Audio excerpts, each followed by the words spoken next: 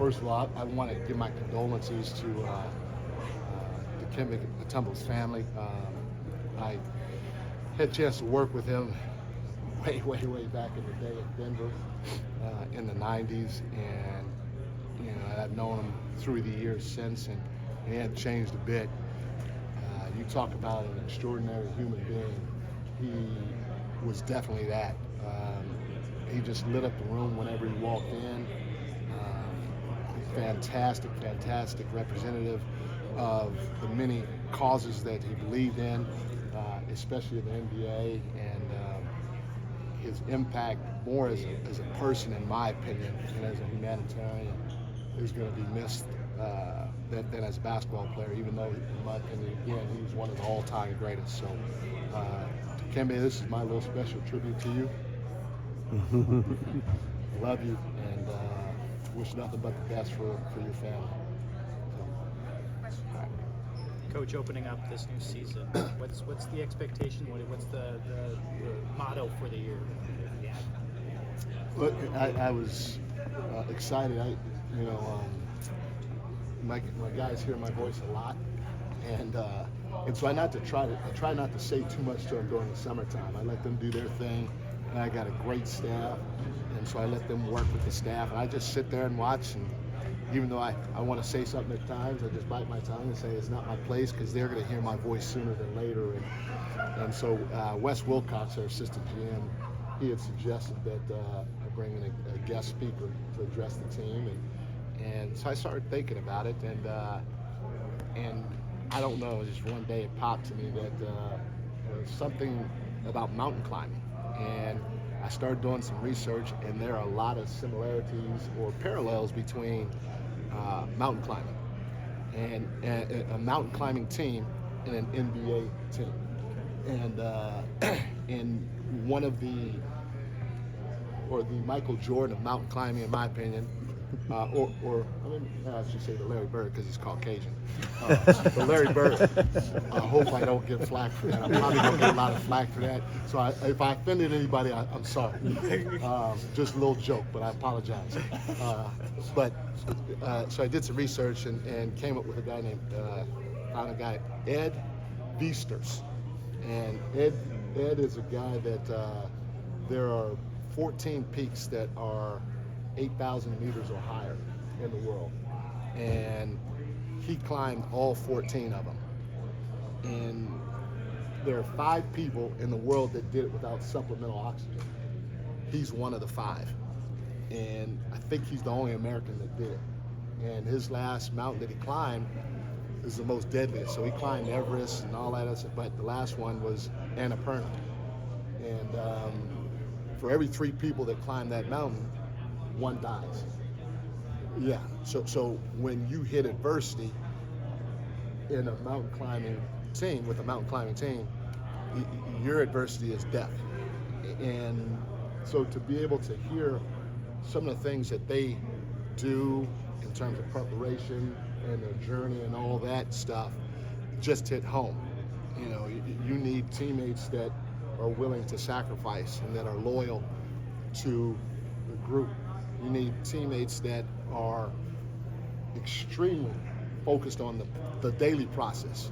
Because if you start thinking about reaching the summit, it's going to take your mind away from something in front of you, which obviously is going to cause tragedy. And so paying attention to the process, the daily process, the daily details, while sacrificing and being a loyal teammate and embracing your role, all that stuff is huge within a mountain climbing team or an expedition group. And at the end of the day, obviously reaching the summit is like a championship, and you're not always going to reach the summit, and just because you didn't reach the summit, that doesn't mean that it's a failure. You got to get back on your horse and keep trying to do it again and again and again. And another parallel is not the whole team will reach the summit. Only 1 or 2 guys will. And that's the equivalent of, again, I've been to 6 finals and been a part of 4 championships. And at the end of the day, you see Steph getting an MVP trophy, you see Tim getting an MVP trophy, you see KD, whoever it is, and they get a lot of recognition for the MVP finals trophy. but it was the whole team that did their role to help get us there. And so, having him come in and tell his story was fantastic. It was a great night. And so, our theme right here is it's climbing together. As you climb higher from your summer work to the preseason, to the regular season, to the playoffs, as you climb higher, the struggle gets harder. And you got to be passionate about with what you do or with what's in front of you. And if you are, it's going to get you through the dog days, because there are going to be some dog days. So, our theme this year is climbing together. And if we hit any adversity at all, again, as part of our life, we get to go home and see our wives and kids and loved ones. But for him, especially climbing this mountain right here, Annapurna, that could be death. That's real adversity. So if we hit adversity this year, I'm going to remind our guys, Annapurna. We're not on Annapurna. We're not climbing Annapurna. Let's enjoy what we do and figure it out. How much of that theme has to do with the step in front of you and avoiding maybe some of the losses that you guys took last year? Domas has talked a lot about you beat the best teams in the league, but then you kind of give it back maybe against a team that you quote unquote should have taken care of business against. Is that part of that message? 100%. It's part of it. He was. I think it was Everest that he was climbing the first time, and there's 4 camps. There's the base camp, then you got to go to another camp, and the 4th camp, and you leave gear at each camp, so that the camps get smaller and smaller. By the time you get to the 4th camp, it could be 1 or 2, at the most 3 people sharing one little tent. And so I think it was Everest that he was on, and they literally had 200 yards to go. But a huge storm came in, and they had to turn back. If they didn't turn back, it was going to be tragic for them. They could have died. And so as you go through this, so they turned back and they had to go back another season. So as you go through the season, it's not going to always be this way when you're climbing. You're going to take a couple steps back, but you hope that you're resilient enough, not just physically, but mentally as well, to go back and attack it again. So there are going to be some speed bumps that we don't like, because they were heartbroken, pissed, all types of emotions that happened. But they stayed with it, and I think it was the next time or the time after that, they ended up conquering their goal. Mike, some of the adversity you guys are already facing, what is your take on the injuries that you're going to walk into training camp with, and how much are those going to impact what you're trying to do, whether it's Kevin, whether it's Trey or Jordan, or even your rookie? Obviously you want everybody healthy, but that's part of it. And you look back, even last year when we had the injuries, and it stunk, and I hated it, but at the end of the day, other guys got an opportunity to step up and get some invaluable playing experience that they wouldn't have gotten if guys were healthy. And so for us, it's the same thing. It's next man up, and the next guy has to step up, and we got to hold down the fort until other guys get back. But injuries are a part of the game. But again, it's not something that you wish upon anybody. When you look at Keon's success last year, how much belief in him came from weeks like this, training camp and preseason games, for that kind of grind ahead? A lot of it did. You try to watch guys' body of work, not just during the regular season, but in the summertime, and see how they grow. And for me, the most important time for a guy that doesn't play, whenever they get an opportunity, they take advantage of it. And I'm going to probably be wrong in this, but I remember seeing something that Tom Brady said, and when he wasn't playing, whether it was in high school or in college, I can't remember, even the pros, he would talk to his coach, and his coach basically told him, take every rep like it's a game rep, whether you're on the scout team or you're with the second team, third team, or even the first team. And he did. And when you embrace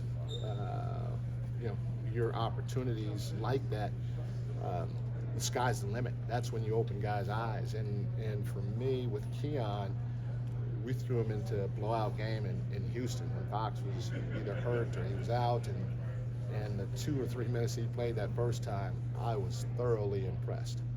And he got another opportunity in the next game, and I was thoroughly impressed. And we got our behinds handed to us, but there were some small victories, and one of the small victories that, in my opinion, came from it was to see how valuable Keon could be for us going forward. With adding DeMar, what's the balance between sort of optimizing him, but also just getting him to fit into what you have and do your 10 staples change at all? Yeah, I mean, a little bit. We just kind of moved some things around, but he's gonna fit in fine. Now we tweak some stuff to try to enhance his abilities. But watching the film on DeMar, during the season, I just watch the Bulls, and I don't really specifically look at each individual guy and his strengths and all that. My coaches and scouts do whoever's game it is, and the personnel guy does at the time. But going through the process of getting him to sign here, you watch him a little bit more closely, and you see that he brings the ball up in transition. You see he's able to play pick and roll and make the right read off of it. You see he's able to play the DHO game. So there are some things that I'm like, whoa, okay, we do that too, because our 1 through 4 are interchangeable. We play a lot of DHOs with Domas. We play some pick and roll with our 5 as well. So I think he'll fit in fine with a few adjustments from us to make sure we try to put him in spots that will enhance or showcase his abilities. The one thing that he brings to the table, though, there are a lot, but the thing I'm most excited about, I'm a firm believer in belief, and you got a guy like DeMar walking through that door, it adds to the belief of everybody, more importantly the players, but everybody, as you can tell, the organization and the city. The city's excited about him, and everybody's got their chest puffed up a little bit more because of him. So I'm extremely excited about that, as well as seeing how he shows his leadership skills. Mike, what do you think about his DeMar's defense? Have you made any assessments about that when you were looking at him? Yeah, I think he's a more than capable defender now. Is he 6'11"? Does he jump out in the gym? Is he the strongest guy out there? No, but he's extremely smart, got a fantastic feel, and similar to HB, he's going to be able to guard certain guys very well in this league, just based on I'm gonna say it, based on old man strength. You know what I'm saying? I got some old man strength too, and my grandson in about 6-7 years, he gonna feel it. He gonna look at me and think I'm a little out of shape, which is fine. But if he tests me, he's gonna feel that old man strength because I've been around for a while. So it's the same with DeMar. It's the same with HB. Those guys been around for a while. They're strong. They know about leverage. They know about angles. Now, I'm not going to put DeMar on John Morant. I'm not going to put HB on John Morant. So we have to make sure that we match them up with guys that fit the mold of who they are capable of defending. But I think he'll be fine within the system of what we're trying to do. Mike, What's that? Mike Wackman, do you have a question? Go ahead. Are you good? Okay. Rotationally, when you look at the shooting guard spot, you said you would like to start. You started Keon last year, Kevin as well. What does that position look like when you open up camp tomorrow? The first thing I will say is this: I want guys on my team that not only want to start, but want to be the best. Again, that's going back to Ed's speech yesterday. You want everybody on your team to want to have a commitment to being their best, and you want everybody to want to be at the highest level in that group. But obviously not everybody can get there. And so I'm excited that Malik wants to start. I know his teammates are excited that he's that type of competitor. But at the end of the day, I also know that Malik is about the team, and he wouldn't do anything to disappoint his teammates, especially his best friends on the team. He doesn't want to bring them down, and just as importantly, he doesn't want to bring down the city of Sacramento. So I know he'll embrace whatever role we throw at him while continuing to compete, push whoever is in front of him or the side of him or behind him. while we're trying to get better as a group. But I've said this before. I was fortunate, blessed, lucky, however you want to call it, to coach two of the best 6 men ever.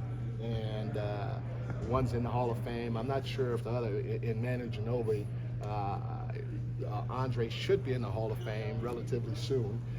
But those guys were part of 8 NBA championships, and 7 of them they won as 6 men. And you know, Manu's made a boatload of money. Andre's made a boatload of money. So it can be done. And I would say this again to anybody: Manu came off the bench behind a guy in Bruce Bowen that's a career 6 point. I think I might be giving him a little bit of bonus, but he averaged 6 points a game for his entire career. And there's not a single person in this room, including myself, that would say that I would take Bruce over Manu. But Manu started because, Bruce started and Manu came off the bench because that's what gave the team pop. That's what made, in my opinion, and Pop's opinion, who's one of the greatest of all time, that's what gave that team an extra advantage that no other team had. And I truly feel we have that in the league. Mike, going back to DeMar for a minute. Yep. You mentioned you guys have made a couple tweaks to your system, but Yeah. when you get home at night, how much do you let your mind wander, and how fun is it when you try to come up with ways in which you're going to be able to exploit him on both ends of the court and really take advantage of the skills? Well, that's part of the excitement for this year, is having a guy like DeMar here ready to play for us with the pieces that we already have, and so you just have to be careful, because we've had some success in year 1. We finished first offensively. In year 2, we finished 7th offensively. And if you're finishing top 10 on either side of the ball, you're doing something special there. Yeah, and so to be able to add a guy like DeMar gets everybody's juices flowing. We just have to be cautious that we don't change too much or add too much, because we already have a way that we like to play. And we feel that DeMar can complement that way very easily with a few tweaks. Mike, I know you lost some coaches this offseason, but you promoted Jay and Doug and Jawan. Can you speak on the promotions and some of the additions you made? Yeah, so Jay is his role will still be the same in terms of he's going to run our offense. He is our co-head coach or assistant head coach. And then Doug and Luke are co-number 2s. So they're both second assistants.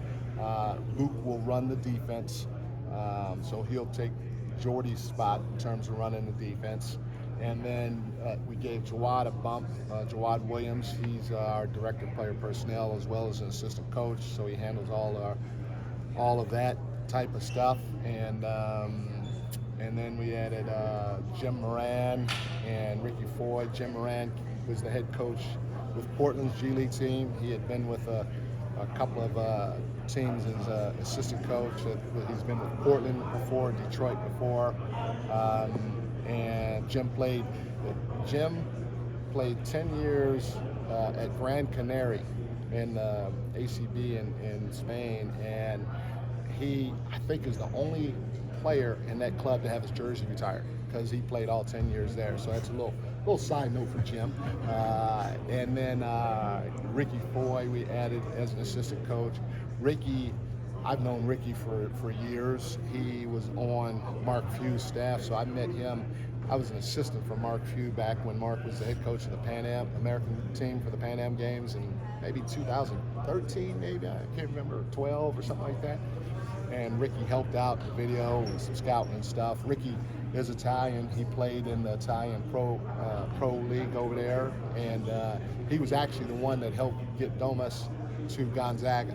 So they also have a long-standing, close relationship. But Ricky went from there to the Phoenix Suns, and he was part of their finals runs as assistant coach. And then he went from there to the front of the bench spot at University of Arizona, because he and Tommy Lloyd know each other and worked together at Gonzaga. And then he came here. Thanks, everyone. Thanks, Coach. Thank you, guys.